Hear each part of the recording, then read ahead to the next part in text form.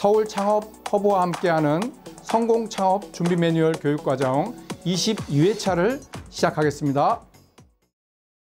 자, 22차 시장 규모 추정하기를 설명드리도록 하겠습니다. 우리가 마케팅 중에서 시장 조사를 하는 것 중에 첫 번째 공부한 것이 목표 고객이 결정하는 겁니다. 목표 고객으로 결정하는 게 첫 번째 프로세스고, 두 번째 조사하는 것이 뭐냐면, 목표 고객이라는 것은 시장이라고 하는 것은 뭐냐면, 목표 고객을 0부터 무한대까지 이 고객의 합이 시장이죠. 그래서 목표 고객을 결정하고 난 다음에 두 번째 단계는 뭐냐면, 이 시장 규모가, 이 목표 고객의 시장 포텐셜이 얼마인지를 조사를 해야 됩니다. 다시 말하면 왜 조사를 하겠냐? 이 조사를 해야 우리가 얼마 정도 매출이 가능한지, 매출액을 추정할 수 있기 때문에 그렇습니다. 그리고 창업에서 가장 중요한 것은 뭐냐면 매출 가능성입니다. 내가 정부에서나 또는 은행에서나 투자하는 사람들이 자기 돈이나 대출이나 그다음에 정부 지원 자금을 줄 때에 가장 중요한 것이 이 제품이 만들어져서 팔릴 가능성이 있느냐 없느냐를 제일 중요하게 생각합니다.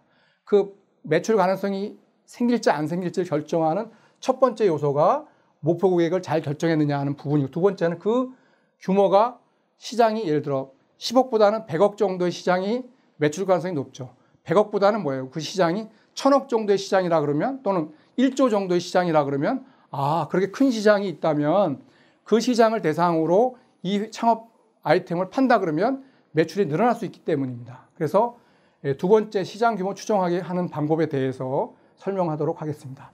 시장 규모 추정하는 방법은 딱 두 가지입니다. 뭐죠? 인용하는 방법. 인용은 출처가 있겠죠.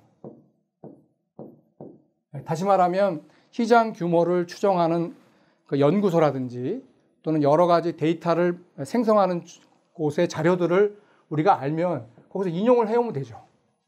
그래서 첫 번째 시장 규모를 추정하는 방법은 출처를 표기하고 데이터를 가져오는 겁니다. 이건 뭐냐면 어떤 사업 아이템이냐면 환경 설비를 만드는 회사인데요.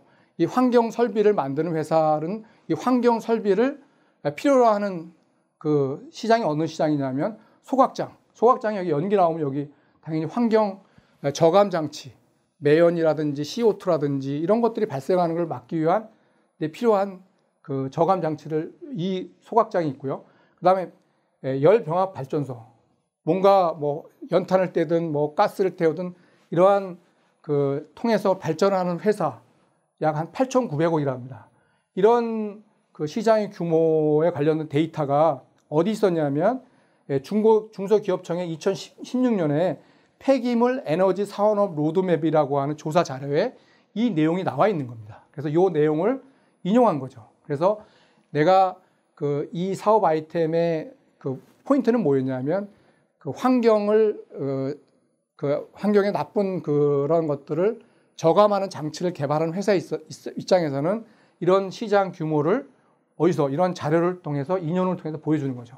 그래서 시장 규모를 얼마나 추정했냐면 1조 4천억 정도의 시장이 나면 내 사업 아이템을 내가 팔아서 매출로 일으킬 수 있는 최대한의 시장이 1조 4천억이다. 그래서 이것들을 이렇게 보여주는 겁니다.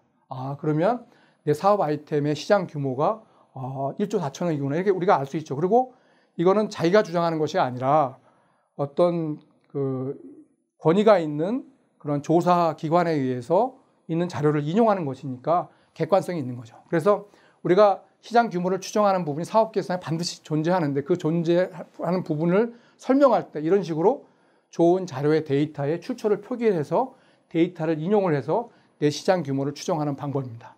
자, 그럼 두 번째 방법에 대해 설명을 하겠습니다. 첫 번째 방법은 우리가 인용하는 거죠. 그죠? 인용을 하는데 그것도 권위 있는 그런 기관에서 나와 있는 자료를, 출처를 잘 표기를 해서 이렇게 표기를 해서 인용하는 방법이 하나 있고요. 두 번째 방법은 추정하는 겁니다. 진짜 가정을 통해서. 여기 이제 VR, AR 인테리어 콘텐츠 플랫폼을 만들겠다고 하는 창업 아이템인데요. 이거는 VR, AR을 쓸 수 있는 시장이 아직 없는 거예요. 최초의 제품이기 때문에. 그럼 시장 규모가 없어 이렇게 할 수는 없죠. 그래서 몇 가지 저렇게 가정을 이렇게 두고 이제 시장을 추정하는 겁니다. 그래서 어떤 가정을 하게 되냐면 우리가 건설회사가 분양을 하게 되면 VR 모델 5개 정도가 필요할 것이다 라고 이제 가정을 하는 겁니다. 그러니까 자기 아파트 이렇게 보시면 그 모델하우스에 뭐가 문제냐면 모든 동에 해가 들어오고 나가고 남향인지 북향인지를 알 수 없기 때문에 그걸 VR로 만들어서 101동 508호, 한 101동 508면 VR 기기를 쓰면 그 아파트에 직접 들어가서 해가 아침에는 몇 시에는 어떻게 들어오고 이런 것들을 가상 VR 시스템으로 보여준다고 합니다. 그래서 이 회사가 가정하기는 VR 모델 하우스는 한 분양당 5개가 필요하지 않겠냐. 그리고 VR 제작 비용이 2천만 원 정도 들 거다.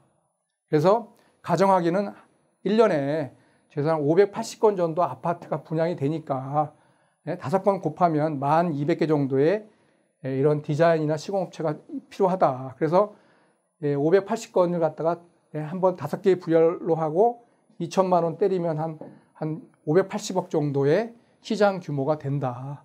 이렇게 시장 규모가 없을 시장에 관련된 자료가 이렇게 없을 때는 몇 가지 이렇게 가정을 통해서 내 사업 아이템은 최소한 600억 정도, 580억, 약 600억 시장을 대상으로 해서 내가 영업을 하겠다. 또 매출을 일으키겠다 하는 것들을 보여주기 때문에 이런 걸 우리가 시장 규모를 보면서 심사하는 사람이나 은행에서 대출해 주는 사람이나 외부 벤처 투자가들 이런 걸 보고 매출 가능성이 시장이 크면 클수록 매출 가능성이 높아지는 거죠. 그래서 이런 것들을 보면서 이게 정말 괜찮은 사업 아이템을 이런 것들을 판단하게 됩니다. 그래서 우리가 목표 고객을 결정하고 난 다음에는 그 목표 고객이 되는 그 시장의 규모가 얼마인지를 반드시 이렇게 계량적인 데이터를 가지고 만들어야 됩니다. 그래서 만들 때는 아까 말씀드린 것처럼 인용하거나 추정하는 2가지 방법 중에 하나를 선택해서 작성하시면 됩니다. 자, 또 하나의 사례는 이 사업 아이템은 디스포저블 아이즈웨어, 그러니까 뭐냐면 처분, 매 1년에 한 번씩 버리고 쓰는 특수 안경을 제작하는 그 회사입니다. 이것도 이제 세계 최초로 나오는 그러한 안경이다 보니까, 일회용 안경이다 보니까 시장이 없는 거죠. 그래서 가정을 한 겁니다. 100만 원씩 3개월 단위로 재구매할 것이다, 고객은. 그리고 이 안경 하나가 소모성 안경이니까 2천만 원이 되고, 우리나라 인구가 5천만인데 20% 정도는 향후에 보급될 것이다. 그죠? 그렇게 가정을 해서 내수시장을 추정을 한 겁니다. 그래서 연간 4회 2천 원씩 1,000만 원 되게 되면 약 800억 시장이 되는데, 그 중에서 이 회사가 그 100만 개 중에 제가 생각하기에는 한 10% 정도 마켓시어를 점유하면 한 80억 정도는 우리가 기본 수요가 있지 않겠냐, 이렇게 가정을 하는 겁니다. 그래서 시장이 없을 때는 이렇게 이 회사처럼 이렇게 가정을 세우고 자료 조사를 해서 내주시장 규모가 어느 정도인지를 이런 방식으로 추정합니다. 이것을 사업계획서에 시장 규모가, 목표 시장의 규모가 얼마인지를 하는 난에 이런 방식으로 정리하고 쓰는 겁니다. 그냥 시장 규모가 80억이다, 50억이다 하고 설명하는 것보다 이렇게 가정과 자료 조사를 통해서 이런 식으로 정리를 하게 되면 목표 고객을 정확하게 이해하게 됩니다. 자, 이번 시간에 배운 것처럼 시장 규모 추정하기는 다시 한번 설명드리지만 인용과 가설을 놓고 추정하는 2가지 방식이 있다는 사실을 꼭 기억해 주시기 바랍니다. 네, 수고하셨습니다.